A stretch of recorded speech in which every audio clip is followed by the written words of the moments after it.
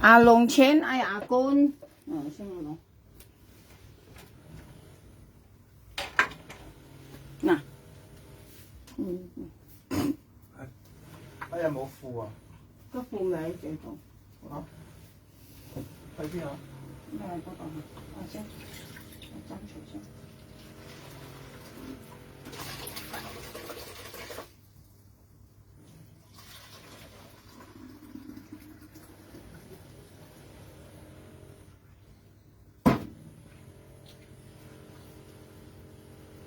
你咪三十斤阿龍錢呀？喂，嗱，一褲係咪呢度啊？有冇啊？啊？一褲喺邊啊？呢條好冇？紅色邊？唔好你捉。嗱，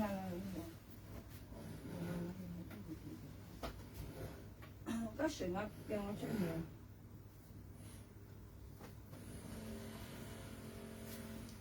你看阿龍錢阿官啊？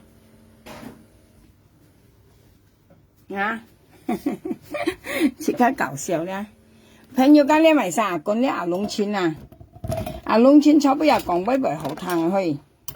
事實阿龍錢係咪有個橋在安河啊？阿龍錢嘅人咧，阿龍錢可惜咧，佢冇托要數啊！朋友講係阿龍錢咧，係要托要數啦，個橋才講我錢好啊！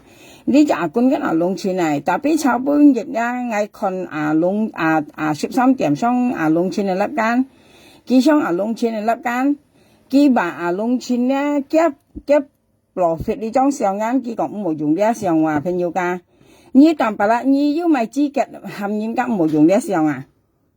你當白啦，都你說爆到用人嘅相啊？啊？你要咪資格批評人含人冇用呢一相啊？冇你當白啦嚇？cái tạm bà lạ講話冇用呢上啊，佢係咪龍錢話意思係咪龍錢冇用呢上啊？佢係我滿意tạm bà lạ，你要咪資格含人冇用呢上，我滿意tạm bà lạ喂。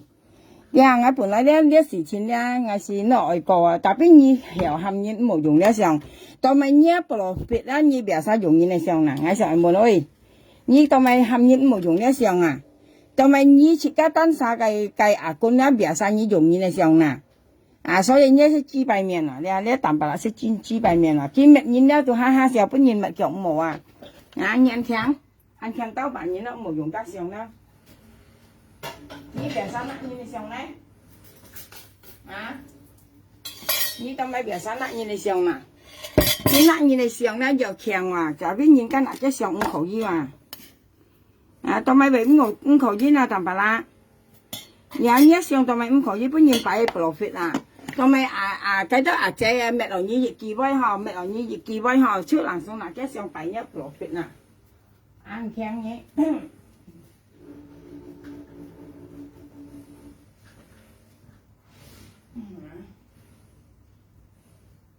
唔係我而家講嘅意思啊，別晒咧，阿哥啊，喂，嗰啲錢喺呢度，攞錢啦。啊！別生人家滅到幾咧？見滅人咧都愛話，本人滅下叫五毛啊，五毛滅嘅上啊！你話你看佢別生係啊？佢別生啦，從炒本嘢嘅廿仔咧，講香港嚟咧，佢咧講價幾啫嘛，跟要人家一定會爭，係冇啦。有時你講生啦，每間人家聽到或者以為。大袋你得面啊！你啊，佢行動做得幾間為人醫生嘅，哇！佢就係人佢咧超難送嗱嘅時候，我嫌佢配用啲萬多了啊！人家雪河河梗係配啦，二頭又雪河河啊，係冇嗱，佢又會雪河河啊，佢咪唔配？你看家非洲冇雪咪受下，所以你啲嘅意思冇講嘢啊！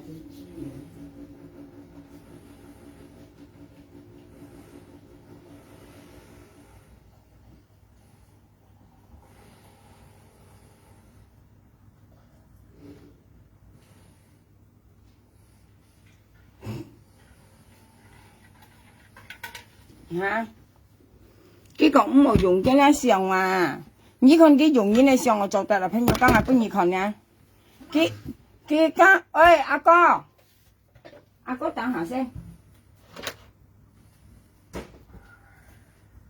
喂，我攞錢都要。唔使，夠啦嘛。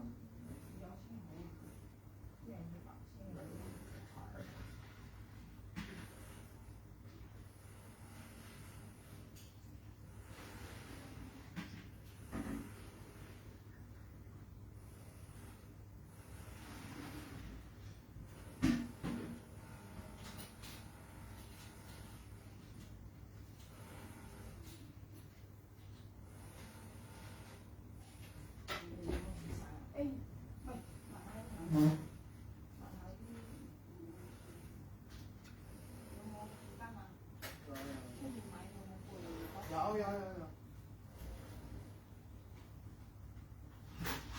喂，白工啊！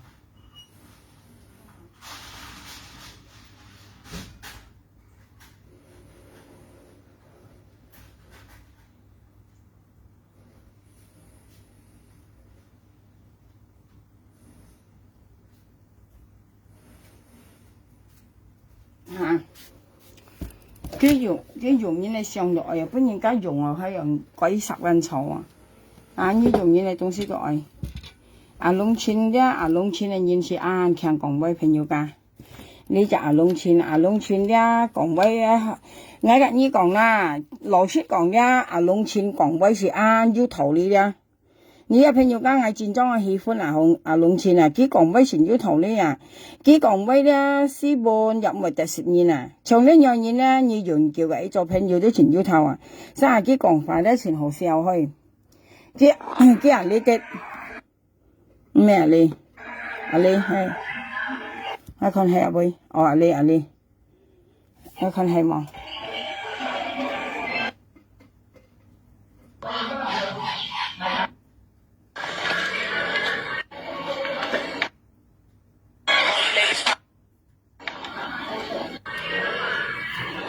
然後你啲朋友去可能係呢種。Long Chen ni baik yang kongwai Long Chen. Bukan dari parlemen. Parlemen kan. Yang saya takutkan di dalam dunia ini, kalian itu sudah melupakan rekening saya. Kalau kalian melupakan, nah sana. Ini kasihan sama anak istri Anda. Meli kok. Meli. Biar. Long Chen 嘅老婆咪後生。以前用啦，5絲油喺度，真係都上月先夾到你喝啊！夾到你喝，夾到你啱夠你，到你講到你娘嚟咁嘅啦。你買嘢咁嘅啦。Tetapi ngay ba, ngay cái nổ xì đó mua ăn thụ, chúng cái nổ xì cái nổ xì hàng rồi you thụ ấy như nào hàng rồi cái nổ xì tố loại đấy đó, terkontaminasi atau lidah kimia gì đó, có liệu ăn bao lidah cyanida cái nổ xì đó, để một chai thụ đó, sehingga cái theo những cái nổ, lấy serang lijak musuh aja. Dia menganggap dia musuh dah. Dia ada nhìn lo cái lingkungan cái gì yang kena. Jadi sih artinya dah. Kita nau tu je cak nhìn dah, dia cakap nhìn nau nhìn dah yang kena. Kamu ngay ở Long Chen dah. Nè,事實阿龍村講咩跟前路談，要nhìn nâu nhìn dah, kia cakap nhìn nâu nhìn dah, 唔使來朋友家。所以我講nhìn dah, 強講咩先用啊？你都啥看得你時候，你要看就看嘅咪，真正看師傅用嘛。mà chỉ bài hỏi ở bẹt hỏi một bên nhìn tiểu như thế ở con đen nhung à, như con đen đeo trong Long Chen mà phải, chứ kiến yêu nhìn là đeo trong các 13 điểm就係話，見嬲藝咧，見係嚟潮緊nhìn嚟騰潮嬲藝用啊，cái電子話咧老師唔強嘅老師呢啲啊，trong Long Chen嘅認識唔係話幾時公道啊呢啲啊，講威咧公道公平，唔係講兩班從呢樣嘢呢啲戰爭應該係食啊朋友家。老實講啊，其實阿龍村嘅人咧，咪有兩班講嗬，做嘅老婆啊啲都好啊，係做到阿龍村嘅老婆咧幸福啊呢啲啊，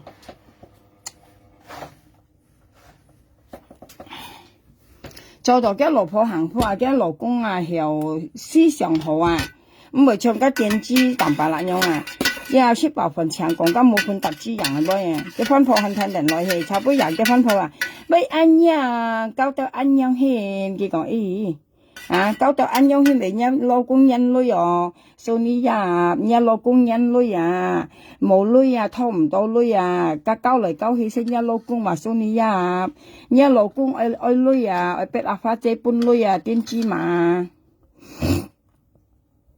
nhà bây cao tao anh nhau hiền gì còn ý à cái tiền chi mà ngắm tiền chi mà cao tiền chi của呀，这人家讲係嘅全係嘅頭啊，真重要人，電子嘛個電子股啊，像你啊2000人用呢，朋友講攞幾千仔很好看，很可以啊，像啊2000嘅仔咧2000咧，你有啥攞幾千係唔未衰啊，像個13點嘅仔你夾幾千，千到係未衰啊，你死啦，第二落闊啊，個衰到你死啊，基本上佢就講含人夾1000嘅仔啊。啊，你又明是吹過片了哈，個苦的血都冇啊，還趕你簽證你三日你做放啲啊，你人你開價緊點啊，人按要累啊，還你趕你簽證啊，唔生氣講咩？電機機啊，你啊你夾13點做朋友咧，朋友間我寧願冇朋友個人啊，因為佢做電機啊，你話電機人家講黐呆坐埋一齊，你同説啊，朋友間廣東話講啊。像你家家淡白啦，做朋友白啲，你都係家己樣嘅啦。啊，你廣東話講咧，黐呆坐埋一台啊！你睇下你幾位啊？啊，有些個廣東話呢啲啊，講嘅出嚟你那啲真相講真相啊！你用你家淡白啦，做朋友你咧個前夫家己樣啊，跟老師都唔曉醒目啊！個人叫都電子嘅咧，人叫都電子只講乜嘢？電子啊，像你啊弄錢咧，朋友間。像你咪要買啊！你門機啊，佢很曉開計啊！你是開計位啊？你啲你是開計位嘛？Ngay cuman ngay ikuti jika arusnya nah, dan agak mengakai urusan ada. 你翻騰就賺啲跌為何騰啊？唔係為數家幾講咩？Emangnya lihat mensuri dia dah, saya lihat publikasi dia dah, saya lihat kayak Facebook dia dah, ya, saya lihat 前里眼順風嘢，你看個 profil 上係乜嘢啦？啊，佢哋都全多人 post 嘛，三百五啲啊，咁樣啦，我都咪時半人買咁樣啦，我係呢就係啲 profil 講嘅前妻講，佢都300juta咯，但kita 300 juta berarti kita sebagian kayak kita sebagian kayak lingkungan dia juga pelaku juga komplotan kayak gitu. Jangan-jangan ni tambahlah tu bagian ini nak. Tapi ni tak ada bagian ni menyangkal ini nak. Ni tak kan cuma bagian tapi ni menyangkal yang ini nak.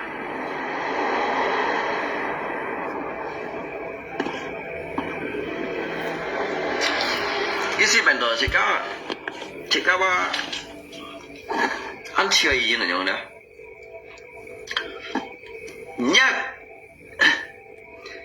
Nhớ cái xiong pháp ở đó hắn cái buồn này đó ngay từ cũng đi bị thiên nặng hiểu à nhớ xiong pháp hắn này mấy tuổi cho là cái buồn ở đó ngay bắt đầu cũng đi bị thiên nặng của đây như nào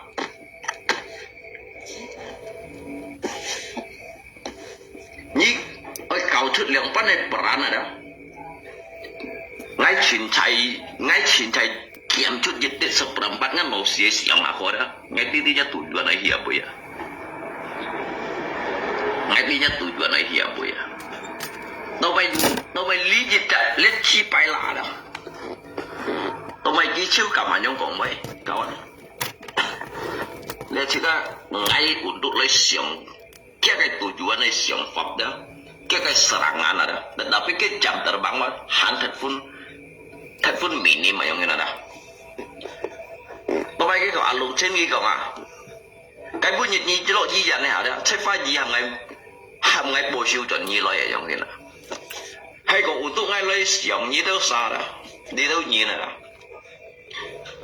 cái tụ yuan kí chiều kí mô phun đầu kí lối kí nấu đầu kí à tôi cũng tí lượng phân hình mô yang cái nào mô bằng hình đạt cái perbintaan ada sehingga apa ki seret nilai serang dia yang mana Ye seret ngai lai nau gi lai ma gi ya jong kena dah.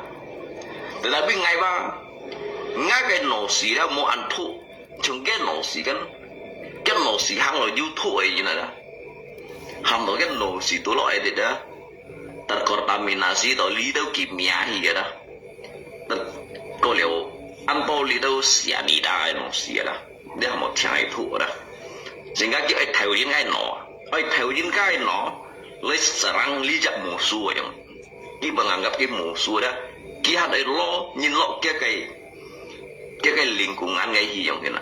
Jadi di sini artinya ada kita tahu jejak nyena, kita tahu nyen nau nyena yang kena. Kamu ngai wah ngai alung sini ada, ngai cuman ngai. 美香你好，美香，美香我爱你，等等啊，美香。Ngai ikuti jejak alus nyena, karena kan mengakai urusan ada.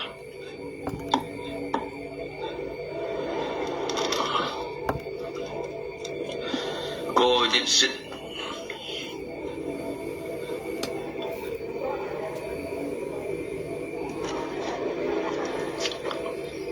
所以ngay còn với dịch phụ vụ này komplotan nè anh đi cái peran karena ngay trong các cái gì postingan cháu ngay còn ngay boy là ngay kan pok inisial ngay mau còn ngay jadi jika membacakan dia kayak kasus ada. Tentunya ngai kondak postingan. Berarti juga komplotan yang bersalah kawan. Mencurigai itu hal yang wajar, bukan dalam arti kita menuduh ataupun memfitnah. Mencurigai kah hamdor. Jadi jit pufunin lah.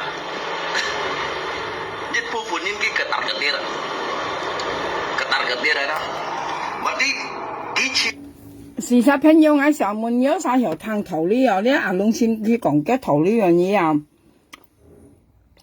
一次咩時會啊？呢阿龍先講嘅頭呢啊，意思講阿花正現兩班學，兩班幫現，根本兩班本現嘛，兩班本現賺，兩班本現講咁樣啊。阿龍先事實是講頭呢啊，朋友家其實未萬現啊呢啲啊。佢講頭呢，所以我聽呢阿龍錢講嘅法啱好聽呢啲朋友家，所以時間現呢唔講法呢，唔曉呢，你就係學阿龍錢你來人呢啲又從幾學啊？你話你冇學唱家淡白啦樣啊？人家咪本佢呢度調你嗱咩啊？你啊，唱家即電子話家白尺啊，人呢近足下做女啊，嘅在木珠些兩樣啊，你看家淡白啦木珠啊，在咧嘅些女啊，呢一女啊。啊，仲解決問題話，見面啦，一再嚟解決嘅問題啊！你見面話，幾多去多陣都係累，啲啊，但白啦都多去多陣都講累，啊，嘅累啊，就仲有啊，阿生意結本結用下啊，個解決問題啊，你兩班三啦，兩班錯啦，幾多錯啊？冇講一累啦，但白啦都係累意思啊，阿龍親戚咩？阿龍親戚講嘅頭呢樣嘢啲啊。講幾兩班獻做責任係冇啦，阿生下啲你從畢業見下啲幫擺啲未要人未特色阿龍村用下，根本阿龍村未要咪生勢，阿龍村特色人即係自己講笑啦，將阿龍村幫擺未特色阿花正用間，見下阿龍村咪人家講咩度生節生勢啦，嗬咩度生節生勢啦，啊家跟人咧做為去學時會啊，阿龍村即用意思話，啲特別呢學時會人咧梗係。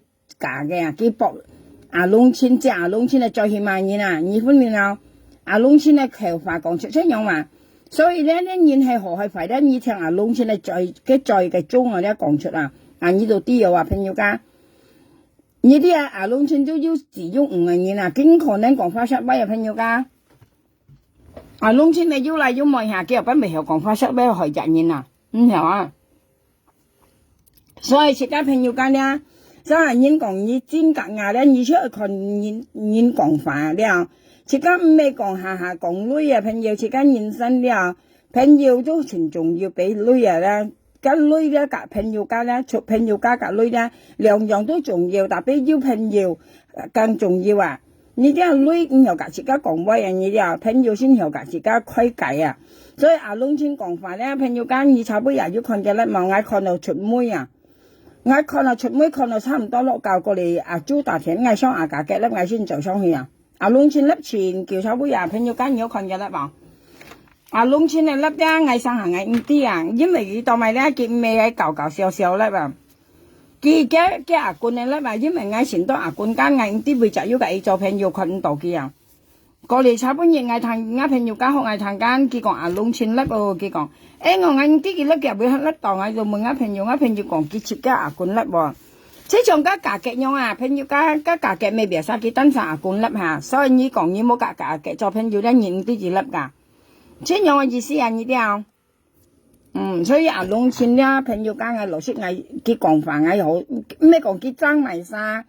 嘅話講出嚟話，佢究竟係真係啥？而且講嘅道理啊，佢唔係咪咧？佢唔係點答我廢話，佢講話咧唔係答我廢話咧，係要規矩嘅啦。你係讓你聽到咪？從家13點算未啊？你讓佢差半夜上阿爸阿家三咪阿家嘅咧，阿花姐叫羅曼搬佢做咩做得啊？事實是做得話，佢40兩歲，阿花姐60兩歲就明做得啦。差不多家隻阿仔香港叫佢16歲交老公嘛，阿梁斌咪裝出嘅啦，有咩理由你調阿花姐咧？而且佢又搬過二女嘅啦，阿花姐要搬過幾女嘅，特別見甩人嚟講叫佢熱身都冇用阿花姐女嘛，加雙牙現大現到5條啊，阿花姐搬幾女雙牙到5條啊，係冇啦，今日搬過二女下，過嚟幾燒鐵到條板嘛，過嚟肯要白公山搬條啊。今日搬過二女下，街度信埋咧，講幾十年上大雪條間，家係阿花姐咪多落二行事啊，係啊，你跟2人去打嘅，阿花姐唔啲天唔啲地嘅，你跟3人去打嘅，你唔會阿花姐叫你行事啊，根本亦講向威話，罵阿花姐話唔啲買人多話，假使冇良心咪然後啲啊，從呢阿龍親咧，別意自家講笑咧，朋友家嗌咩講隔幾號就講嘅喂唔係。嘅講現錢啊，呢啲啊現身即係現錢嘛啲啊，唔係講下講女啊，朋友家，自家做現咧唔係下講女，上家淡白啦就係，佢下咧就同佢計女啊，啲啊見佢看佢下粒咧，佢到家女相勾啊，呢啲啊朋友家車從你買埋啊，樣啊，你頭先買埋啊，從佢嚟你去買東西係咪問女啊？佢識家女相勾啊，佢講乜計咧？佢到搭到女，你可能係啊，你看嘅粒咧，已經看嘅家姐揾即係撥女抗啊呢啲啊。佢愛女特別又唔係就話佢阿你白富呢度咧，你騙計騙，你惡計惡，你罵計罵。阿花姐差不多日上阿家嘅咧，你有啥要聽阿花姐講乜啊？花姐琴日上家嘅咧，你有啥要聽到啊？佢講淡白啦咧，熱引到暗咧都係白富喺度揸黑衣刀啊！呢啲咪叫黑衣刀啊！阿花姐形容嘅淡白啦，呢啲啊朋友黑衣刀，呢啲唔知咪叫黑衣刀啊！事實二兩晒咧，由廣東話，阿花姐又由客家話，一係人細個咧講喂，嗌計説啦，又係兩計説，呢頭阿花姐講淡白啦，呢熱頭又係白布係揸黑衣刀啊，意思黑衣刀係咪意思啊？嗌計説呢頭咧朋友㗎，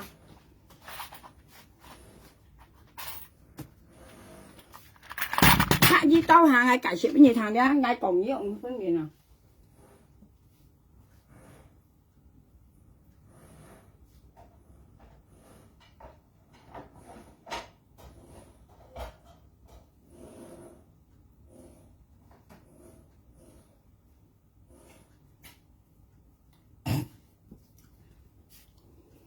嗱，我解釋咩行啊？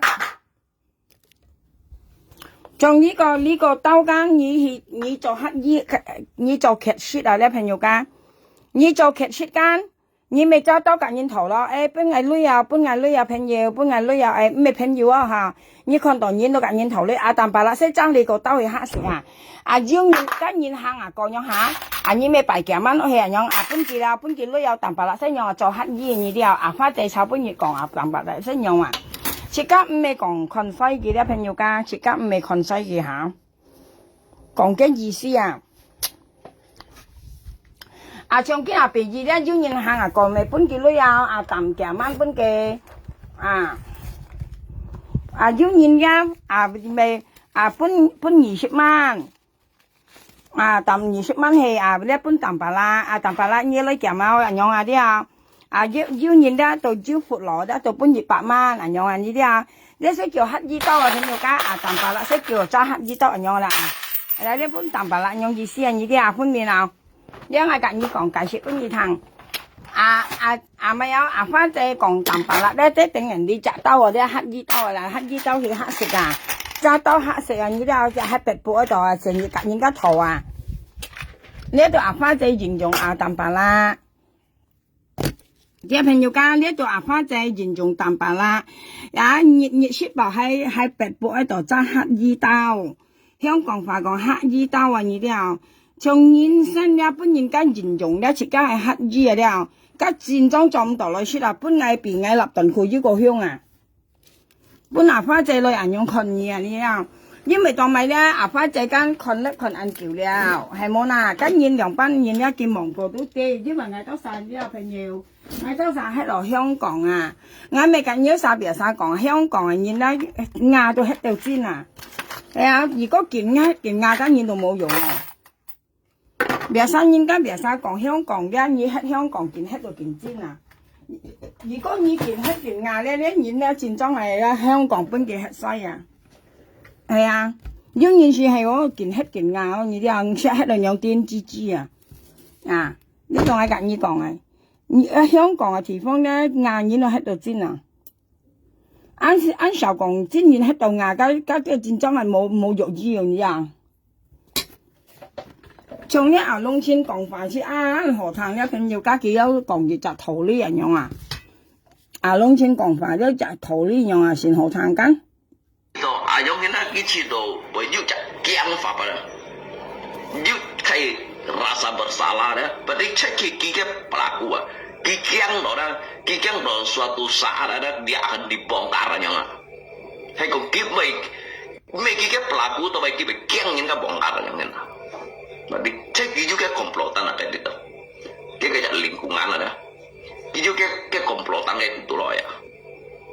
Jadi you yang menjalankan menyusun dia kayak rencana, you tahu menjalankan aksi, you tahu menjalankan perintah yang ada, you tahu soalnya kayak sandiwara yang ada. Jadi kayak itu lagi memang sudah direncanakan pada jauh-jauh sebelumnya memang sudah direncanakan. Kalau hai kong kakin satu isu ada, tahu kikam interogasinya ada. Như hiểu lộ đều cái được đó tôi như mỗi nhá mấy cái kỹ con nhá cái gerak-gerik cái con nhá cái gerak-gerik đó alit dalam arti ada jika saja kau cut kayak boy ada berarti jiwa ada dia cari laporan mengenai yang bersangkutan ada dia kayak tersangka sehingga hiau hubung dosika ada berarti jadi di situ menunjukkan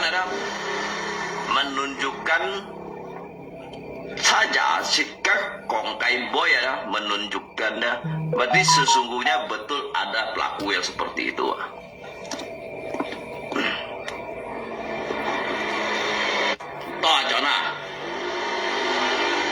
toh acan ki kong sikap pun masa mai loh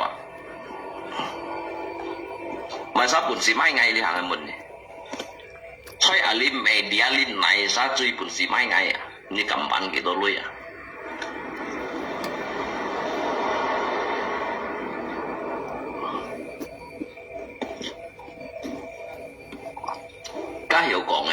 hiểu có một cái mục tiêu tetapi ngay còn chỗ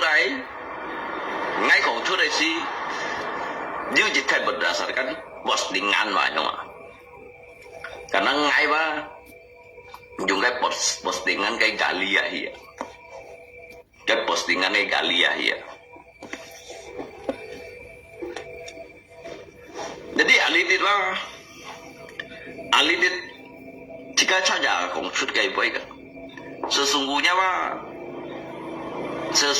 sebenarnya ada alidit kita so cito bạn tôi nhìn tia chẳng hạn kan mungkin lihat nih kalau media sosial ada cintai ni misalkan ni jadi yang toy pi mungkin apapun yang pi toh yang kalau lihat media ada ya media lah. Mungkin dia biasa beli, makanya dia bisa orang seperti begitu. Dia biasa dibeli, makanya dia bisa bilang orang seperti itu. Nan kêu saya yang hiểu. Rồi chủ như kiểu vậy cũng chỉ cả bút này sao may gì vậy không đó.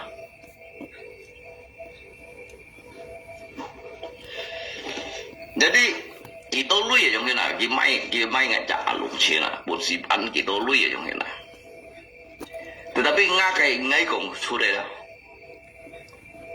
Lý dịch phu phụ này đó, lý dịch phu phụ tham tội dự teo nhìn. Dự teo nhìn kita menggunakan liakai media mengambil dikai kesempatan dalam kesempitannya. Jadi kita phu phụ này đó, kita juga komplotannya kong. Jadi ini si komplotannya itu mencari jejaknya kaum yang lemah oleh awamnya, sehingga terjerat oleh yang sang ser. Đến nhìn bao sang hàng, mấy cũng nguyện nhìn bảy ngà, nhìn nè, nguyện nhìn đủ bảy ngà.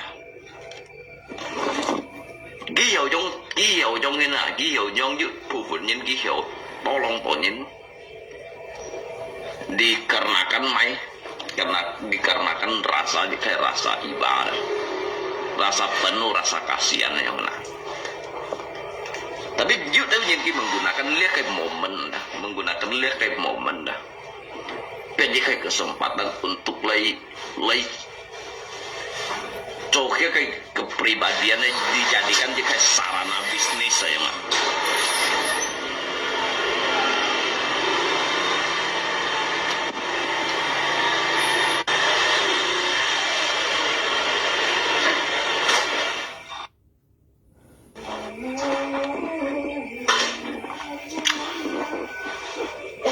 Ya. Tunggu sih juga dasar.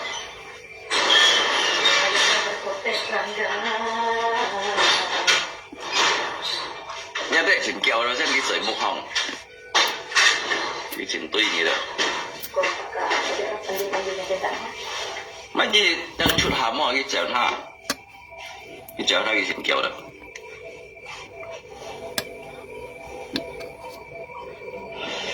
Kalau Aceh HK, ya, Ajong kira, kawan, Ajong kira, brother.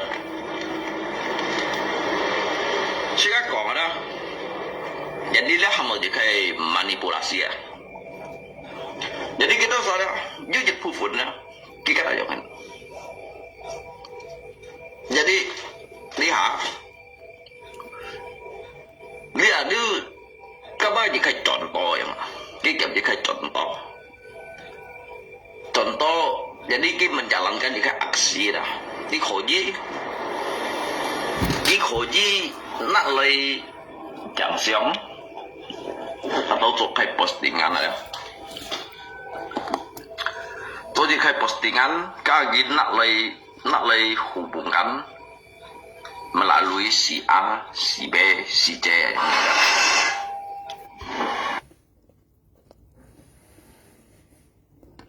Long Chin Kim Sang.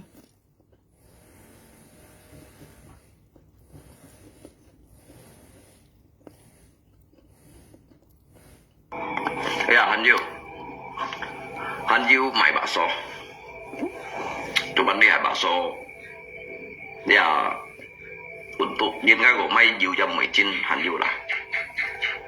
Jadi trong li pan ni nada. Dia sang cái dịch vụ để manusia sampai manusia yang tidak berkelas. Kamu manusia sampah masyarakat ada. Manusia yang tidak berkelas.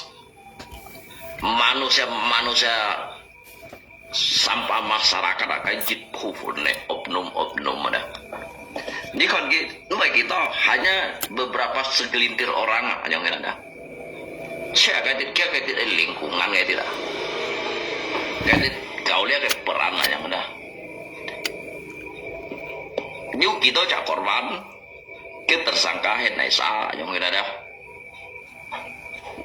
Cô liệu ở cái đi đây đó, cái nhìn vào như kiểu sa nhìn yang hiện đó, cái chắc cái đó segelintir orang lah, cái tin này tin gì à?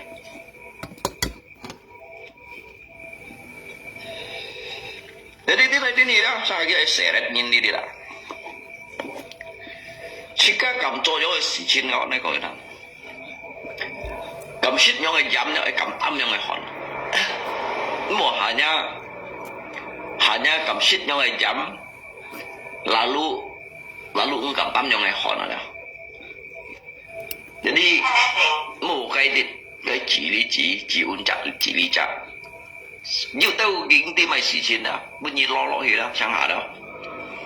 Sangat ni lebih sampah lagi. Jin biểu cái gì phụ phụ đây chịu tao kinh đi mày đúng gì đó, bây giờ sẽ lỗi đó, seolah-olah đó, seolah-olah kita lâu tết kỳ bát theo gì trong này nào. Padahal li tahu ni nada, li tahu ni karena kiyu mendapat bagian yang ni lagi yang banyak kombai, dapat bagian. Tapi kalau ngai kan châu dịch khay hâm tổ postingan sẹo ngay còn bơi đó, nhưng mà ngay còn bơi đó, trong lý hà đó, hay còn umpamakan bởi mỗi sáng sẽ đã mungkin du nhìn bởi nặng lời posting chút lời trong này đó, ya.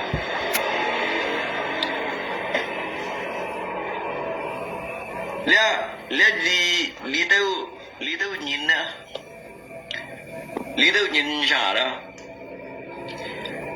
kita siapa menutupi kia kayak kebusukan aja kan, dia sih belusukan kan, busukan ada, ciufung ya, kita tutupi kia ciufung ya.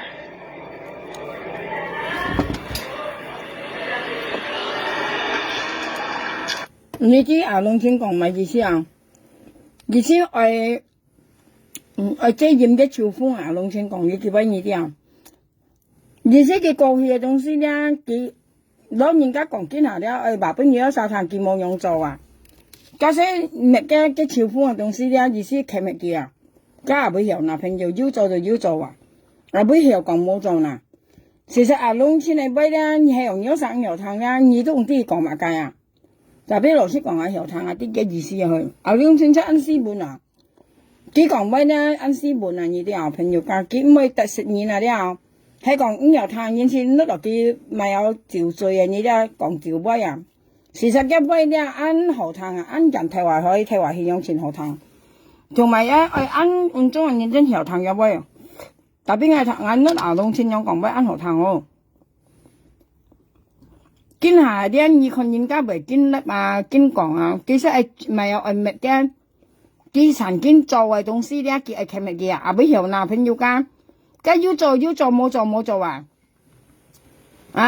做啊花這炒本嘢雙價嘅lớp mà nhớ sao yêu thằng đầu佢講賣沙車人道連搬幾類行我別今日人家破費啱養生朋友家跟嗌要做嘛人道連蒙辦咪前西嗌行我別佢講嗱，家西家睇翻嚟喐咪搬幾類喊佢西嗌行我別所以咧見下你都殺緊啲了，賣沙做費賣沙做河，你都殺緊啲了。事實啱現咧，熱身現嗌冇做費朋友家，嗌身現咧做現嗌唔係先害現，又唔係先講費現，現家冇做好看呢。你看嗌隔朋友家會被長間用唔上貴嘅。係講唔冇嘢咧，係冇哪嚟㗎啱現在用係啱以後看現㗎，何謂現喺度係價格唔冇現，要慢慢拗係嘅啱拗係前當然有晒啲冇現家隔嗌舊時都係踢高盤啊，啲舊時會俾學，特別唔冇踢高盤係咩唔會計做朋友咁要冇到好閒咧，咁朋友間嚟㗎，呢唔係高盤咩呢本身。佢要集杯啦，車場農村用四冷係咪反正不係咪用講攞人家愛捏嘢用咁樣用，你愛捏用咁樣用，家朋友你冇嚟㗎，朋友家冇朋友都冇嚟㗎，你難送拉係運中嘅，啱人都人用去嘛，你冇得到，我話冇讀書人啱我今日撩你看啦，後尾就係學，後尾就係快捷加熱下網度啲啊！啊，今年啊啲講快年年啊啲今年熱下網啊出到啲啊，係行年係咩行年啊？今年望都望出嚟嘅樣近啦。咁有啥講？有啥講？從外樣咧，從外人咧係好朋友啦，係我隔到好嘅朋友啦。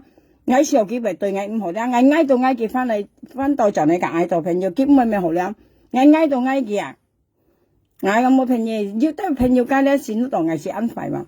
事實我用萬年咧，從呢一年為本我買咧佢戰爭衰少了啊，然後到我唔會講呢一年咧，硬及幾時吃了啊，我年就人用嘛，到我唔會講你嘅啦，唔會提人名，唔會答到你咧，我硬及你時吃啦，到你我無結係嚟咧。你為隔人做咪咧，你冇再念啱名啊！你分明啊，冇對集啱名啊！我為隔埋晒相抄，為隔埋晒講咩咧？你為隔埋晒做人做朋友咧，你相抄為萬人咧，冇再答啱名啊！你分明啊，唔係講自己按呢後按聽講啊！你要你到個時間要啲啊，係啊，冇埋裝罪啊，朋友家，你冇埋裝罪，冇埋自己惡啊，你啊！因為近要講時間延伸出嚟講圖呢嘢咧，買好嘛，看樣班嚟嘛，看啲唔該嘢嘢麼？啊，要答冇嘢名麼？賣晒答嘢名，賣晒講嘢，呢度直賣叻嘢，冇人都道理責任講嘢，冇答冇嘢名呢都真係扯落嚟嘛，咁樣呢些嘢嘢嘛，呢啲啊記得啊，到呢下半年前啦，呢度啲衝強了。本人簽咧就知啲衝格傾了啊！呢個我緊要講啊，事實聽下龍先講故事先。格雞啦，格雞為潮府咪講啦，你把行業變落冇卡路樣啦。所以列媒體咧，全部咧都相同，兩萬兩相同啊！你話你哋吧沒事不的。所以兩面處理得啦，沒事不，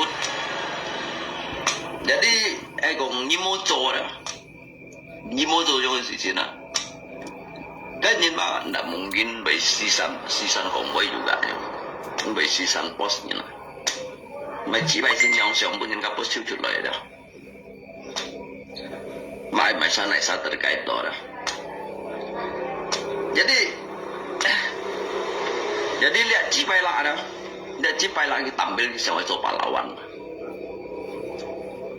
佢上去抌俾你做白老灣啊，所以嗌咧你成日攞你就連股眼啦，或者嗌翻上下咗啦，jangan itu bagian kita saya komplotan itu dan bagian ini, ya, atau jahe ni thọ lui mua咧。你頭呢度冇一陣，你湊你嬲啊！你湊嗌嬲幾了用嘅啦。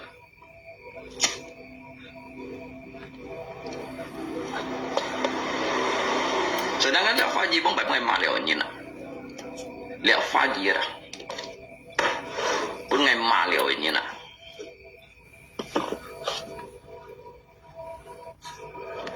嗌唔識嘅兩班嚟。Kong do liên lo dari bông phải đầu tiên đã dari bông hà cái si heo liệt ampala liệt nhụ mỏi pha gì đâu đấy cái tí si heo kia đâu xa đó sáng liệt hạt trẻ cả kín bún những cái tụi mày còn lộ kiểu sai như ngày mới còn kiểu sao liệu mất nhân theo kẻ mặt theo kẻ em con này chơi xì à con ngày mày xì các bạn hả con ngày mày xì tụi bạn ngay còn lihat hiu như này nên yêu cái komplotan besar lama karena itu bersifat publik bersifat media juga 我上門人道你有晒一半事簽佢出嚟啊！人道你嘛？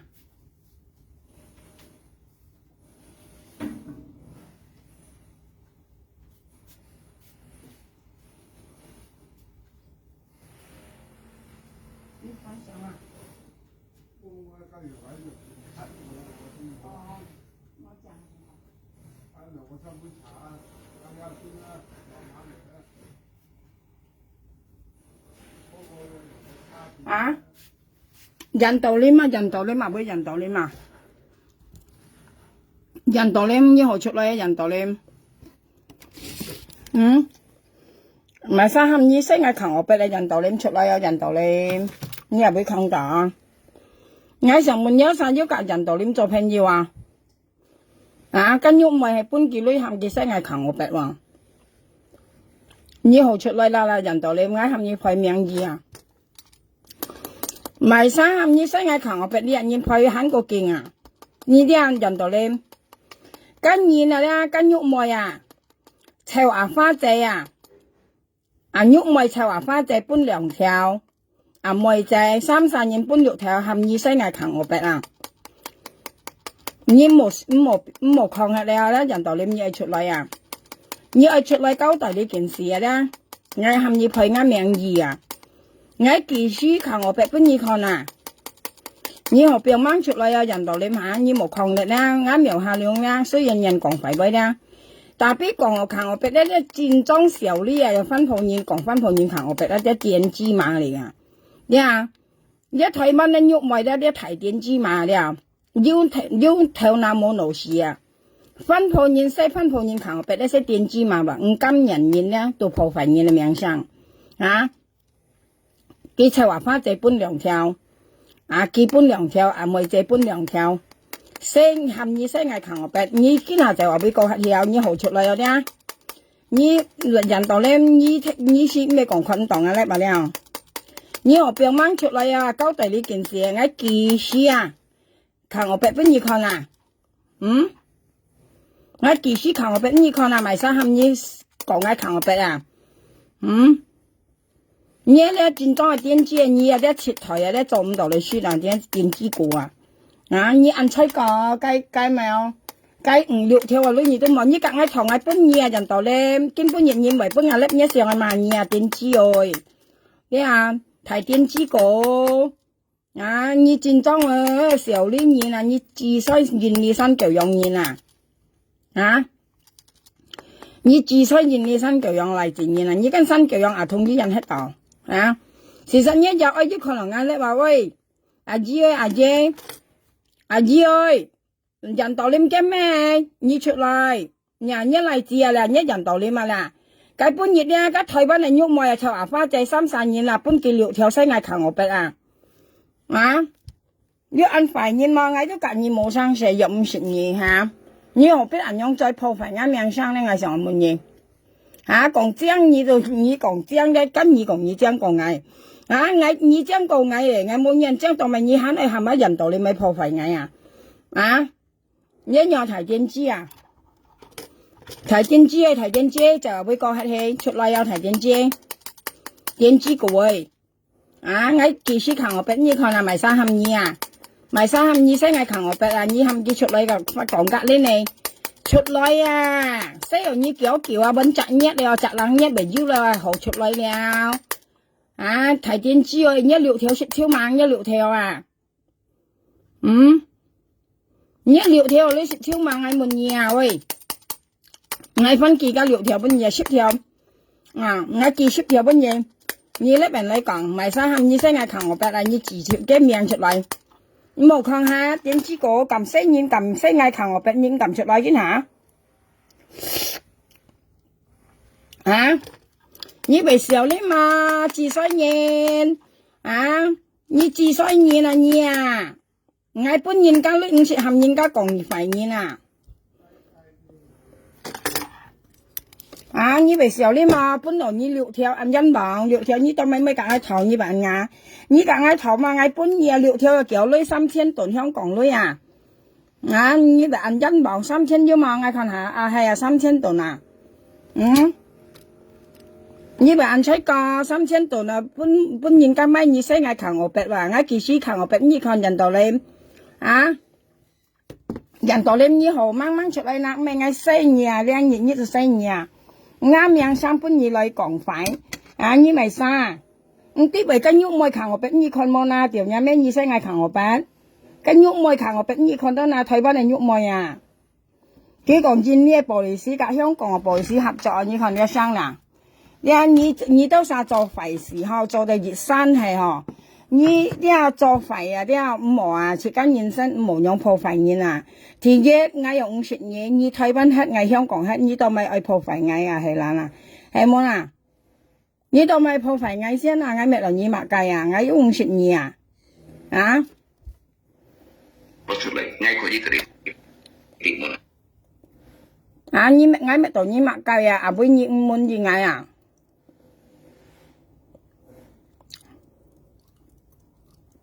冇，其中咪佢。朋友，叫咩本柒掉得對咗我嘅，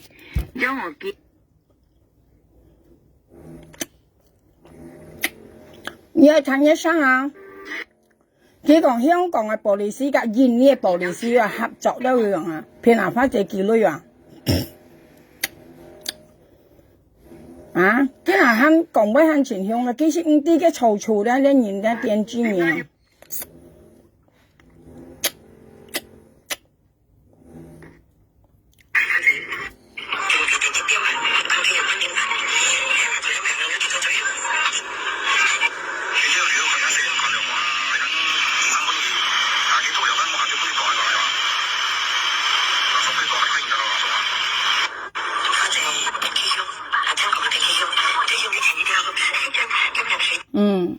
花仔鄧記香花仔，最幾都向你講熱了。啊，聽話講鄧記香，啊，佢炒半熱咧，唔知上嚟晒咧，講佢剝啊青剝係了啊。見下咩出樣嘅相勢啊，你梗係剝啦。啊，花仔含幾女啊？佢含啊花仔幾女啊？啊，花仔講唔會記啊，佢肯冇記啊花仔，從見啊你個啊青，你肯定係剝啊青啊。跟人問佢啊，你食啊青冇講佢唔食啊青嘛？唔食啊青係人係貴喎，冇相宜喎。啊，過嚟咧，跟人問佢啊，你講佢見下佢剝啊青，你梗係剝啊青啊，因為呢件事情搣出來啊，你唔想答到事啊，你梗係剝佢噶。你望到你啱聽講，一會變嚟變去，你看你夾啊青咧，片啊花仔女啊咧，你肯講啊香港嘅玻璃絲夾印尼嘅玻璃絲合作啊，你一會係細胞啊，你莫炸龍炸昂啊咧，扮龍扮昂啊，你做選做鬼都係你啊，你喐咪你聽定啊？你講印尼玻璃絲啊青啊咧，跌價隻事啊，飛過嚟香港啊，含啊你香港嘅玻璃絲作嗌腰啊！啊！啊！呢啲啊花仔係咪叫有30條本嘢啊？本啊青啊用得緊你啊！但俾炒本嘢淡白啦，洗出嚟佢講呢一隻緊你咩啊青啊？記本用另外一隻嘢啊！啊！你都啥貴大貴片啊花仔女學記女記個女學啊花仔50時啊！你都啥含佢記咩嘅？講一講間你講挨架佢相炒啊！挨架啊花仔相炒，跟你喐唔係架啊青買事嗱，當咪呢邊佢後邊啊講按多俾你騙嘅女嗱。啊！我夾花仔相炒，你炒本熱上嚟晒粒講嗌，你講嗌夾花仔相炒，咁今年喐咪夾青賣事嗱，你兩手當咪煎本嗌夾花仔相炒嗱，啊！你煎本可以，特別你冇含啲講女生成任嘅記女當咪嗱，你當咪含埋花仔記女嗱，啊！你咪晒生。本ngày向các xăm nhiệt à, các xăm nhiệt kỳ mồ hướng nào cái còn à, như còn mày bay kiến hà kéo nhiệt đâu, à nhiệt nhân xăm bà liệu sẽ nhiệt gan, liệu nhiên đâu à, bộ lịch sĩ vô lại chọn ngày mau, ta à phát chạy lưỡi kiểu bún à xiang à, cái hay mày phiền sọt à, hay mày phiền à phát chạy lưỡi à, nhị đâu sao khiang ó phiền lưỡi ó ho, xiang hay phiền tô kỳ để cái níu kỳ phật như này để cái níu. À, như xích con nhà trang sĩ, mình như phiền các lối hạ, kỳ hiệp như này để cả nên. Như đâu xa khen ọ, phiền à trang à lối ọ, phiền à phát chế lối ọ họ. À, như đó tôi hàm à phát chế kỳ lối, tapi mê kỳ nhất để cả nên à. Kỳ nhất phèn yêu để cả nên, như xích hà linh bởi xong chào tụi con như xí. Lẽ lối mê kỳ à trang à, kỳ nhất phèn yêu để cả nên, anh nhau hên. À, chẹp lý chẳng như là đế chẹp à phát chế lối địa như là đế kỳ tôi ăn thải sồi như đeo. Lẽ số gì hay hạ thiền là như đeo,两班 tại loại lối à, ứng sĩ còn ăn đó chơi bay nè ơi, nhưng mà nó còn nhớ sao ăn khen à phiền lối phiền đâu ăn nhau như là nhí còn cái còn nhí à, nhí chỉ cái chỉ nhí à chỉ lối chỉ hi à, những sĩ chỉ na, 呀，最重要啊！你加埋晒個花仔講幾類啊！你願意揸出來啊？請噶，你請你出來啊！你冇想細字啊！你字冇想講，你騙花仔女嘢本事，特別你冇埋啱名啊！你咧係咪答我苗下亮嘅名啊？要係咪苗下亮啊？你哋答到啊？你答啱名到未？你騙你啦，你答啱名係咪？你講現呢布里斯隔香港布里斯合作到未？就作嗌咯暗鏡啊，要作嗌咯暗鏡啊！你當時冇騙嘢，你咧你出嚟個冇出台啊，嗌照你啊！你話唔好啊，自己現身愛女愛做啊，喊納女嚟向人你納女嚟向人要少啲嘛？你哋咧你家聽為好你看你家聽讓花仔聽更愛講。苗下亮向埋你3月本嘅向花仔本嘅向向你3月佢冇向啊，按聽嘅你一生咧熱辣反正咪講啊，你喺你就話入妹，你喺你講人多，你為少你冇一面皮你一生咧熱辣咧反正講人家講清楚聽到你講係煩，你講係花仔用你特嘅本苗下亮特嘅本嘅向3月佢冇向你花仔你係咪介入花仔先嘛？花仔結命幾順啊！你啲朋友家花仔結命幾順啊！好年的確花仔好年如果啲花仔按好咧，我未當初我未買嘅根本認我看花仔按好就先講按痛我買到嘅你都實按要良心，你應該冇騙啲老年嚟女花仔先嘛咧都冇上海含有啥辦，但係有啥限樣講你人氣機你冇含嘅機咪嘅？你冇含嘅機咪嘅？你冇計機咪嘅？你講之擺見人氣嘅，你大田來計機嘅，限要錢多生你一晚記出來你有啥講乜冇人提生冇人向猛號講按向乜花仔係目的限要猛要記出來你講呢一班你識講呢一班實乜話？你講見人氣機㗎你冇計機你冇計機頭冇計機又本來後機不抗花仔不抗係咪？你講7講8，你講一羅破咗5出4年一羅破支擺咗5到4年，你係花仔記3出唔跳乜嘢要麼你係咪同情先嘛？你係咪好先嘛？佢係咪好根本你講咪拜，你都啥講咪拜？你講花仔人氣機到唔好拿嚟講廖斌叫人氣機，你係咪自己隻你可以再自己隻㗎你買啱名聲你啲你一苗下亮唔可以聽到你講苗下亮印呢個玻璃絲啲幾個時飛嚟香港嘅玻璃絲你講嚟香港調勞工格嗌氣要冇你係咪騙花仔女花仔嗰陣時我自己雙手間我別三萬嘅我啲搬二兩沙計到你啲你講你只擺講你再唔好衝蕩啦你騙人都騙人嘛到咪你驚咩驚冇騙你只有見驚你冇騙人你講花仔係咪揭嘅你講花仔係咪淡白啦炒邊熱流賓嘛佢講花仔係咪毛係咪揭嘅話你一答到聲你淡白啦你炒半熱嘛花仔你講花仔近你夾冇到飛冇夾盡要夾淡白啦要半女特別請近你切下個女花仔要半女請佢相信請講係咩即係等人對應錯咗羅擺到對應錯咗要答王一命對應錯先等羅擺到嘅咩嘅巴士係間花仔記拍記白日打咩歡迎淡白啦羅擺到嘅巴士係特別嘅拍金花仔記白日打咩等人你嘅冇到飛教女記請你冇講花仔冇記要請吞人一女佢冇講你做對你冇揭花仔你買花仔掉嘅咩你買花仔掉嘅咩到咪啦你敢去揭請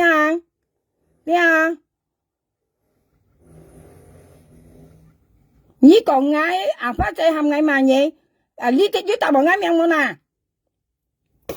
呢個花仔冇揀呢件冇到飛，呢麻花仔萬熱麻呀，呢度我香港冇答花仔，香港我冇識到嘅熱好字啊，香港女最細熱好字我都冇用過花仔女啊，當咪妖晒咪答啱名啦，你都晒當咪答啱名啊，你騙花仔女當咪答我啱苗下兩個名啊，我香港應該 keep 你啊，你冇講花仔係咪嘛你啊，淡白啦，你我香港應該 keep 你啊，你聽蛋。啲花仔我自己雙手咧唔乾耳喐妹嘅青事啊！你兩沙答啱名嚟騙花仔女啊，未收啦咩？你係咪講香港嘅 police 嘅印尼 police 合作我攞案件要講呢一杯嘛？你係咪答冇啱名啊？苗下了啊？你唔係香港嘅 police 嘅名聲啊！你肯死啊！呢條隨你好香啊！跟你講啊！你目的扯啊！你看下。你講香港嘅 police กับ印尼 police 合作啊，作我攞案件啊，要講你幾位冇有晒要講啊，你喐咪要講你幾位冇啊，青要講你幾位冇啊，要夾花仔樣講冇啊，我屌也咩知啊，你兩三個屌線也咩冇辦女啊，普通股普通馬，長便宜呢，我面前講，嘅名。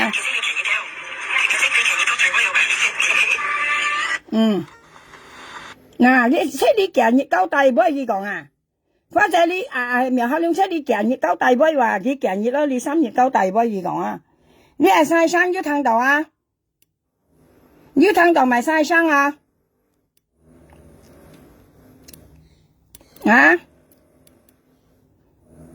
以後隔喺簽嘢聽出嚟呐，我問佢香港嘅 police 兩班夾印尼 police 合作啊。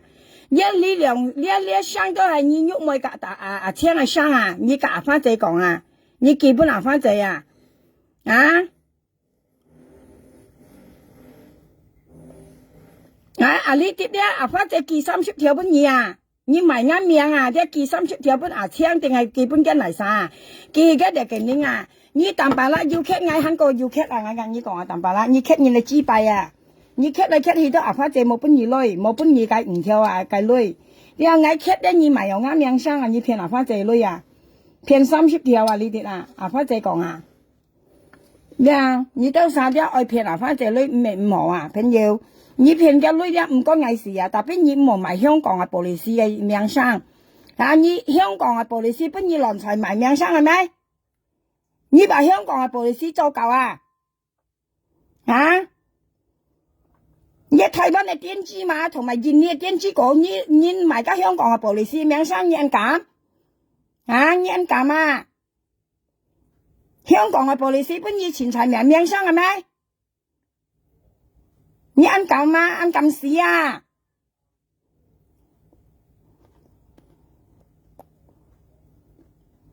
你人減死啊！冇你啊！香港嘅 police 本意亂財賣嘅名聲係咪？要答冇啱名添喎，要答冇啱名啊！你兩沙講乜要答冇啱名啊？香港嘅 police 本意亂財賣名聲啊，亂財講乜啊？香港嘅 police 本意亂財賣嘅名聲係咪？你都實唔尊重，嗌尊重啊！因為嗌你喺嗌尊重香港嘅 police 啊！你咪沙先啊，請你咪沙同埋台灣啊，你咪沙，你咪香港嘅 police 啊，譬如花仔啊，你咪沙先，我問你啊，你係嚟沙，唔啲小理嘅，你愛騙你可以騙你冇埋香港嘅 police 嘅名聲啊，同埋而家人道理嘛，寫出來啊，人道理嘛妹，而家人道理你解簽出來啊，朋友家你係知白面啊你係知白面啦，你何？你咪沙先啊，請你咪沙啊！你就知白面啊！喐妹啊，啲臭花仔夾臭妹仔啊，3年記6條，係咪識嗌求我筆啊？你好出來了啲，你冇抗定啊！你小呢嗌啊，你啲嘛你特女，特別嗌俾你小呢度啊！你好掹掹出來啊！你人道理嘛咧，你係諗自然咧，你好病掹出來了啊！我技師求我筆，你佢係咪沙冚你啊？啊，每日普通條係你生嘅扛我筆啊，嘅普通條係每日啊你自己出來啊，啊，每日普通嘛係你啊，生嘅扛我筆啊，好出來了，啊，啊，每日普通嘛係你啊，生嘅扛我筆啊，每日普通條啊，普通嘛，你使佢出來，就係每個係啦，嘢事了啊，啊，屌嘢咩？你就話俾個係啦，好出來了。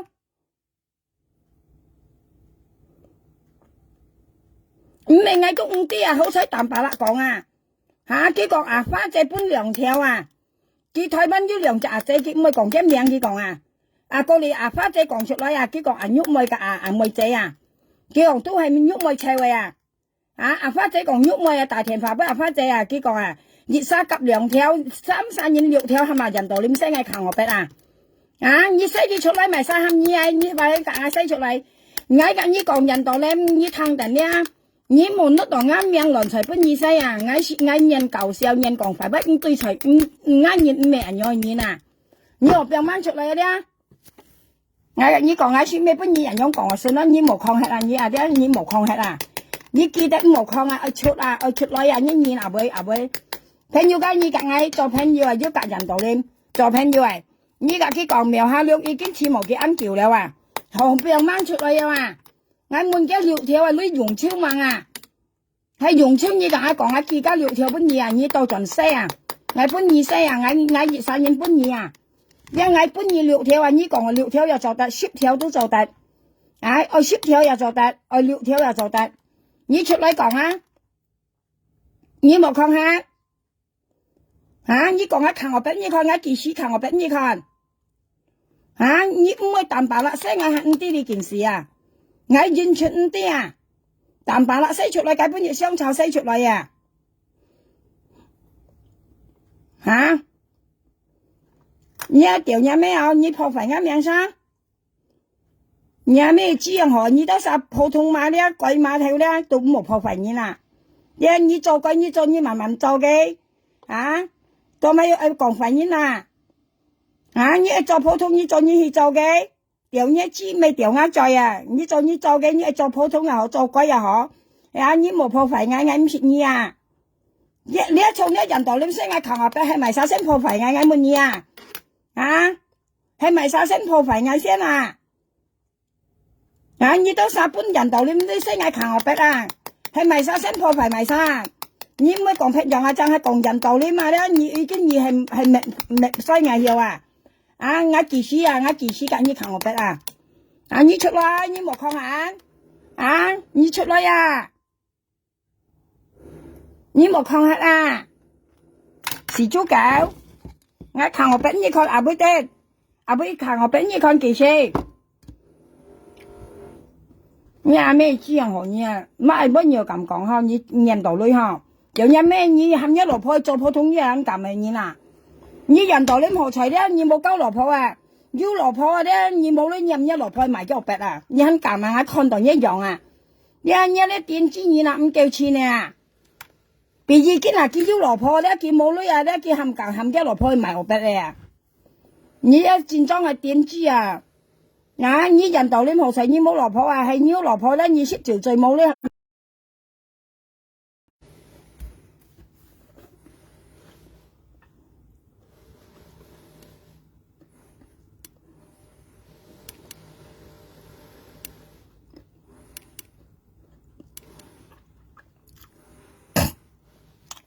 你都想要自己做朋友啊，梗係寫佢出嚟啊！喂，朋友多浪啊！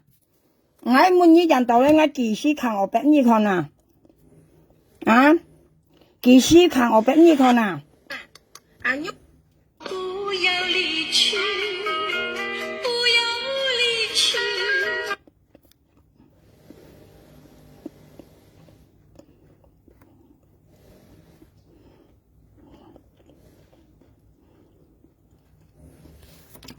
啊！我幾時看我俾你看以後出來那人道咧，你小呢人一早中啊，你一早中不你小呢啊，點知個？你講喺堂喺搬二個蚊咯，點知個？啲啊，你冇用去破費嗌，點知？佢呢個呢啲咯。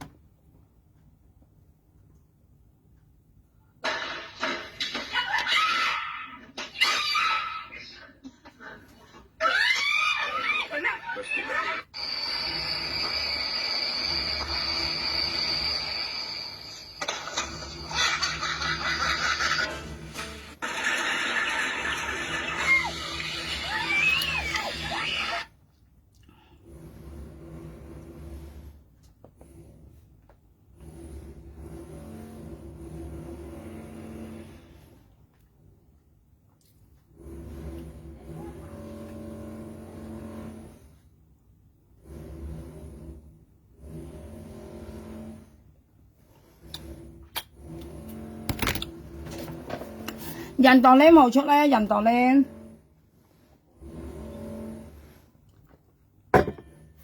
我幾十條本嘢哎呀，我幾十條本嘢哎冇人道咧，你出嚟人道咧，我本20條啊，手狀幾十條本嘢啊，你出嚟人道咧，手狀我幾十條本嘢，你出嚟人道咧，出嚟，冇面色啊，啊，冇面色啊。我想問你到啥？你到嚟自你那啲未小你冇啊？未本人道你物污冇啊？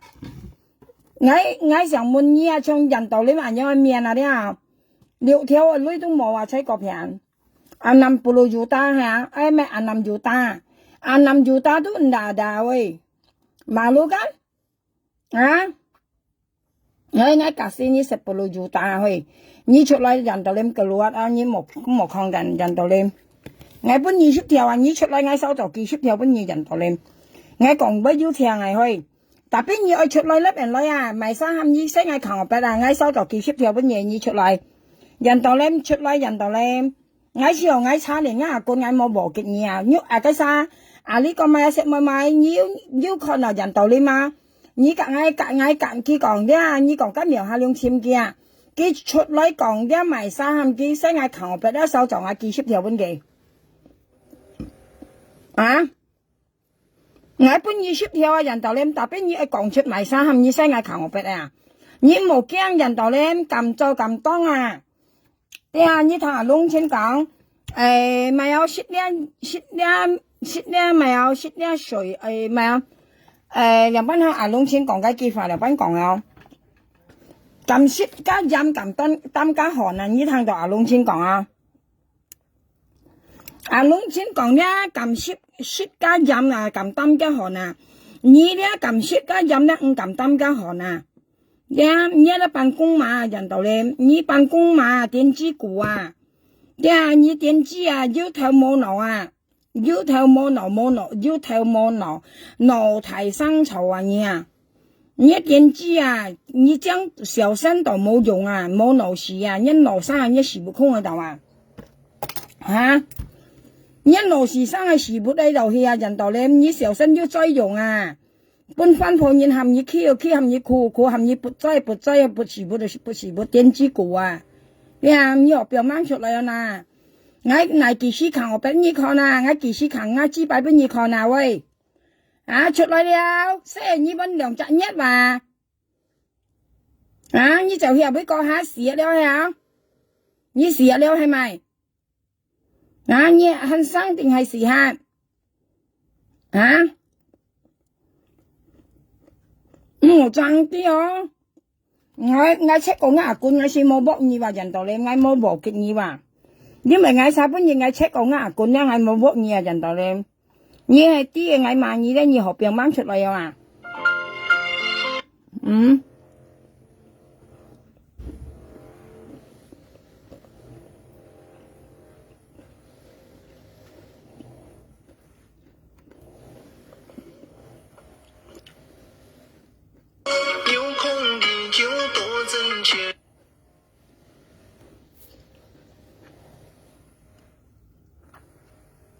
不敢。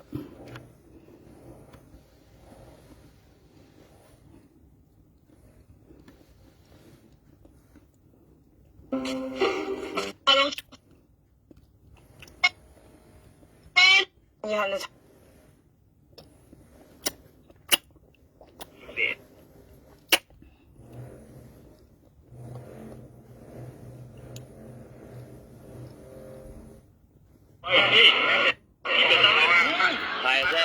Thằng nhất tiền chi à?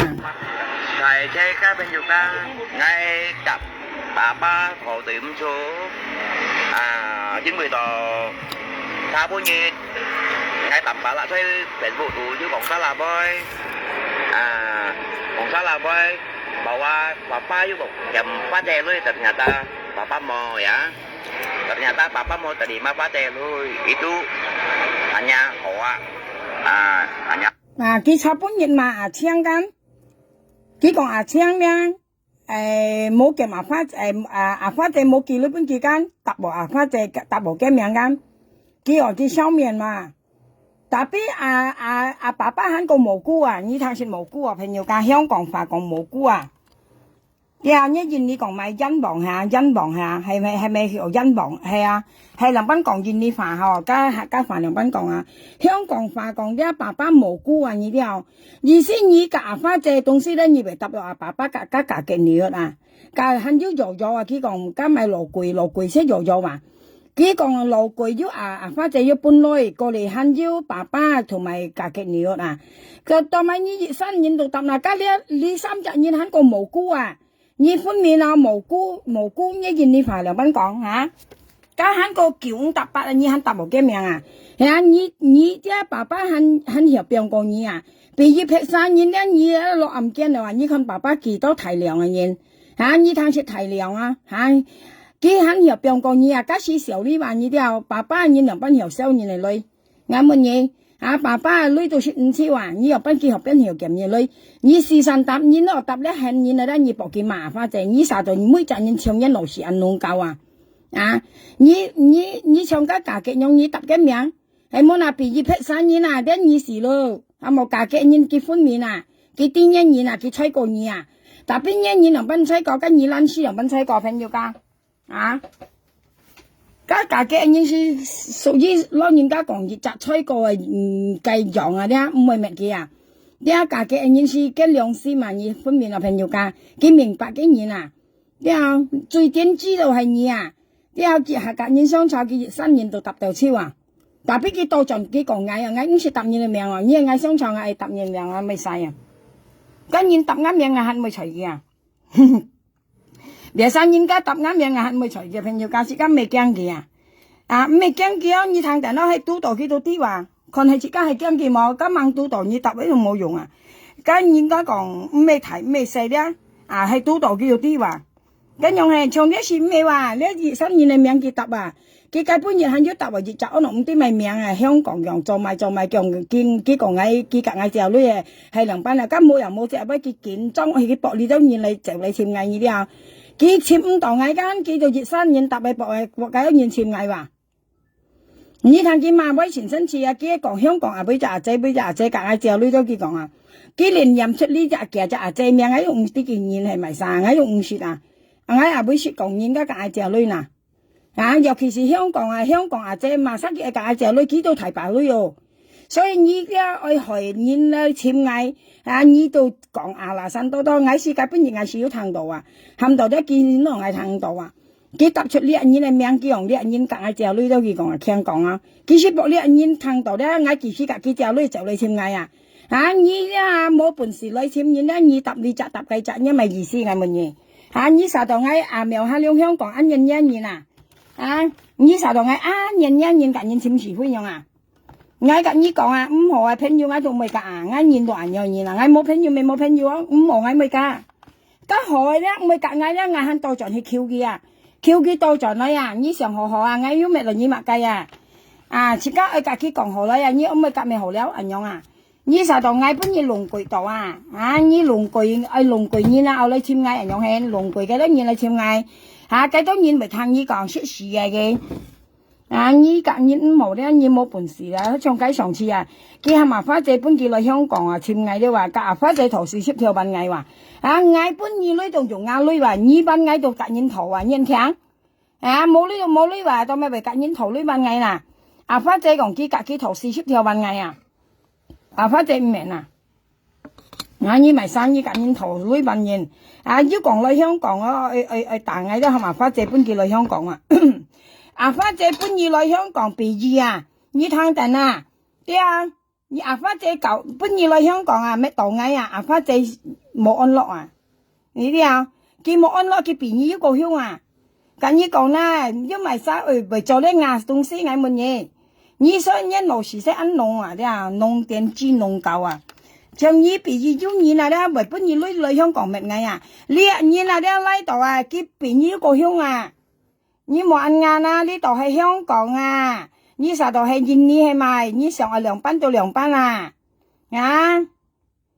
你冇講家電智慧了，公唔係做，成日你騙雞騙家，阿花姐兩班安姨啲安姨黑衣刀啊，阿花姐安姨黑衣刀啊，你啲啊，即係整人人樣啊，你朋友家嗌要講價，你乜嘢行？阿花姐先形容嘅人樣啊，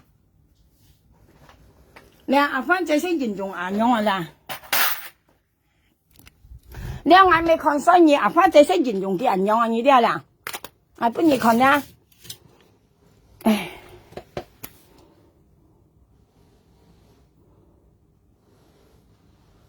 好係啊，睇架爸爸，我對呢度，咁同大家俾要加推你哋真係。呀，阿花姐先形容嘅人樣啊，佢咧揸黑衣刀呢啲啊，黑衣刀呢啲朋友家，跟人家咧行牙膏咧用 L 呢本嘅人用 L 呢本嘅啊，黑衣刀啊，阿花姐炒半日賣嘅黑，就唔係有你一味你做黑衣啊，你阿花姐講嘢啊。你本人家用講嘢啊，你為少你冇啊，你跳那劇戲冇啊，你唔係本人講嘢咧，冇得了，全冇工嚟做，我咪冇人講嘢，啊，你同阿花姐講，啊，熱劇也劇，講家劇來要人搬咧，要去買米雪話，啊，家熱劇來劇去噶，要人家搬要買米雪話。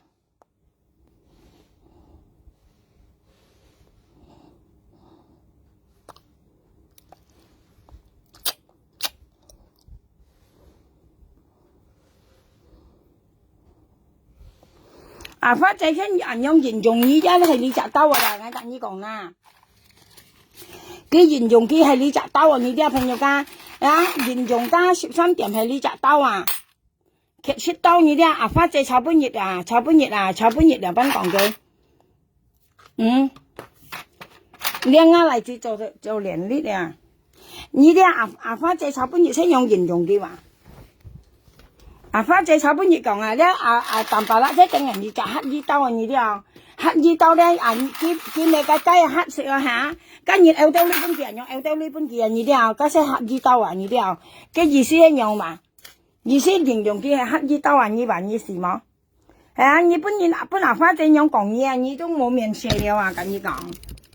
呀，出家識冇本人看衰了，阿花姐看衰你啊！阿花姐炒半日雙埋晒雙架嘅，咧都講嘢係揸黑衣刀啊！你話你本人看衰你，肯要還行啊？你聽到阿花姐講你揸黑衣刀啊？你一俾你度啊？你一命係講嘢啊？你一命係講嘢啊？阿花姐講嘢啊！佢雙架嘅咧炒半日啊！佢講嘢咧係一俾你度揸黑衣刀啊！4天你夾人頭啊！頭度冇要萬人，係啊，頭度冇要萬，一係借一係糖，又唔可以做成。你聽到啊？阿長一樣啊，你講生啦，妹爸爸都咪為向人良嘢啦。但邊你炒半日咧，人家講生啦，妹嗬，阿花姐講，搭到青半女嘅嚇，都咪呢個人啦。你熱生人炒你萬啊，萬3月3日啊，都咪為人啦。冚咁啊！阿花姐條嘅咩都嘢行下，因到我聽到魚雞馬屁啊！今日阿花姐條阿花姐嘅咩啊？魚雞馬屁聽到，朋友家究竟一13點咪要兩仙冇啊？阿花姐咪搬過二女下隔二雙牙了下啊！阿花姐咪要搬二女下，搬二5條雙牙，我晚要講嘅雙牙，阿花姐講下被消失喺啊！當時阿花姐唔係搬啊，堅係大田炮吹阿花姐搬嘅5條嘅啊，吹個片阿花姐又搬嘅都有褲都落啊！阿花姐講搬件女雙牙㗎，佢驚阿花姐唔係搬啊，熱淡大2-3年田化啊，要講驚牙去雙啦兩班，佢驚咪咧驚阿花姐講你唔係搬啊，驚阿花姐唔係記啊，佢堅係大田炮吹阿花姐啊，其實記個女5條啊，基本記雙牙佢講啊，阿花姐講下被消失喺啊，聽到啊！一係微博女抗啊，朋友家啊，跟人講搬到搬話，都咪以為堅用大田法嚟吹咧，吹個平。佢驚咪咧，佢驚阿花姐講你冇搬啊，呢啲啊，見到阿花姐講你咧，都算啦。意思講你都算啦，唔係搬用啊，佢驚阿花姐啊，唔係搬嘅啊。跟人家講堅係吹哦，阿花姐佢講啊，叫啱牙相得咯，佢講堅係好口醫相咯，佢講嘛。叫一女技師嘅，叫佢問阿花姐話，堅係問阿花姐技師叫女話，阿花姐講搬嘢到搬嘢話，講乜要熱要熱嚇，就佢行搬嘢咧，佢技師都叫搬嘢啊，你點大田去吹佢都未壓到聽到啊，幾次到都壓啦。你啲啊，今年冇拿花仔，你其實幾個女去講啊，講啊，其實嘅你幾萬啊，有問題吧？講我本幾女想啊，咧點打來菜哦，悶蛋樣啊，佢講咪講啊，花仔講半冇半樣去呐，花仔講啊，佢講你按掹到買，佢講你對，佢跟家佢講佢對嘅牙得，意思跟牙肉收縮，意思就想牙家下啲牙唔係鬆用，意思解釋佢聽，特別咧佢係牛湯味啊。今日大田啊，講驚啊，講驚人含佢香了吧？佢驚咪啲啊，佢驚啊，花仔唔明搬啊，咁有啥講啦？佢有人類話，特別又唔會做啊。佢買見到啊，你哋洗嚟洗去喐條，洗嚟洗去喐條，佢冇買叫含佢自己買，含台灣香港啊啫。本佢買係一經名戰裝好嘅，朋友間係咁樣講啦。所以呢人咧，其實。世間係下咧，佢識用識要人搬，又要人幫我啦。佢識用識話，佢看識嚟冇啊，冇人吹過，自己單手唔會做，佢唔會做原因咪咧，佢想做為事先係個熱碟笨碟女啊。佢識量識咧，咳來咳去咧，要熱兩條，佢再到買生意咗啥識仲近佢啊咧，咪佢撚事啊。所以自己唔好搬佢咧，佢到自同自覺為去做。你都啥搬佢咧，見又做啊，小腳人見等你搬，博你吹過，夾你隻。佢隻係見得咪辦啊，佢又冇做成嘢啦。你看佢見係要講嘅冇女係辦咯，冇特別女又咧夾冇㗎。因為花仔冇係啊，基本白佢用親咧，佢識把花仔多兩件呢啲啊。佢別晒親講佢上人女啊，又受呢受家上人叫女啊，佢日頭又識白喺度洗㗎。佢識把花仔吹過搬佢呢啲啊。我近有啥講啦？今下你含佢分析佢都唔係哦，因為冇人搬啊，冇人學西了呢啲啊，基本白西跟住而目的識博花仔啊，可能吹過人先嘛係啊，你上人叫啦，我近呢班了見到花仔朋友啊，佢識等一機會呢，特別花仔條冇條多容易冇你又唔係做工人嘢諗需要為事。你講你要做，啲朋友間食得多浪幾唔係辦。你講你要做唔夠出，人家多浪嘢都應該。跟你到錢唔會做，你副卡度出你冇同花仔兩班講嘅。啱上翻鋪人做嘢你跟度出你同花仔要講嘅咪有差不多相價嘅咧。佢講佢常常跟翻鋪人做嘢又未跟度滿背不要諗住人唔會做工人亦副卡出嚟。你看佢你走啦，上一樣應該落暗間配上一名義添嘛，咁冇人冇隻乜嘢揼落去，你看佢講爸爸，佢講爸爸話花仔搬落幾女都話格嘅過嚟問咗咗，咁冇半識見揼落去博呢班人嚟塞花仔即係等於龍村頭先講反而記得龍村龍村頭先邊樣講嘅，佢講花仔幫白跟龍村唔好。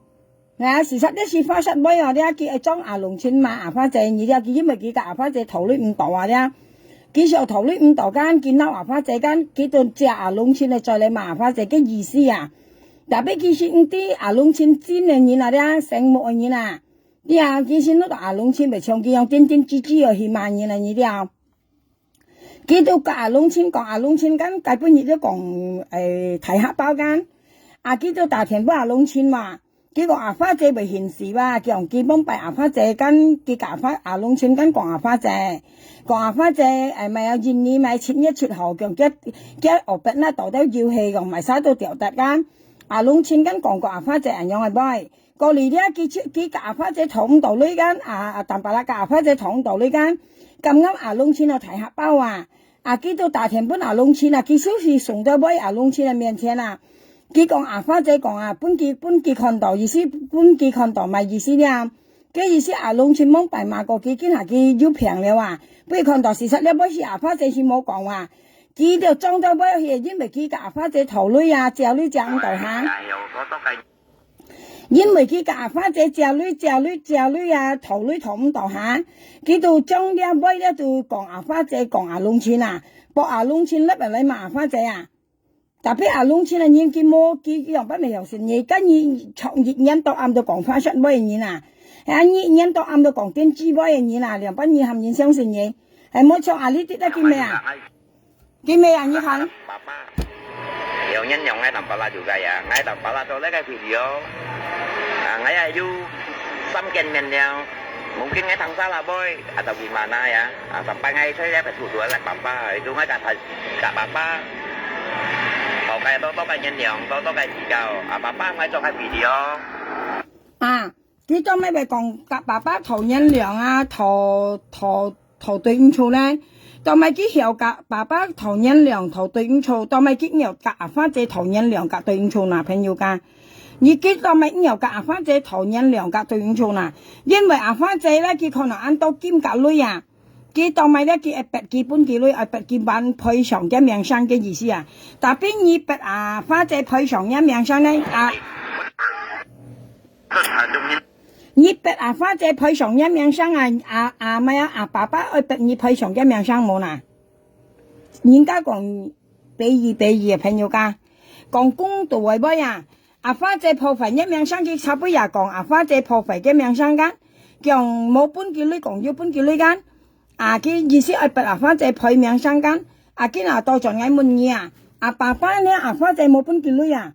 你講要你今日你愛配爸爸嘅名聲冇嗱，愛冇嗱，未搶係，所以生下自家咪講嘢講生啦，花姐生下咪講威為生啦，兩班人人家講自家猛啲，你話自家猛啲冇嘛，你話愛自家愛尿嗱，特別幾間冇咯，你話資擺面以前冇呢8尺你話，佢8尺咧佢看8度冇佢意思8花仔你話冇客嘅紅客8嘅佢花姐咪驚冇係驚時探嘅田法我兩班係我見乜嘢了幾多條5條幾乜嘢你係嚟訂我跟你講你慢慢訂啲你慢慢訂當白啦花姐本嘢客到你慢慢訂你慢慢訂啲慢慢訂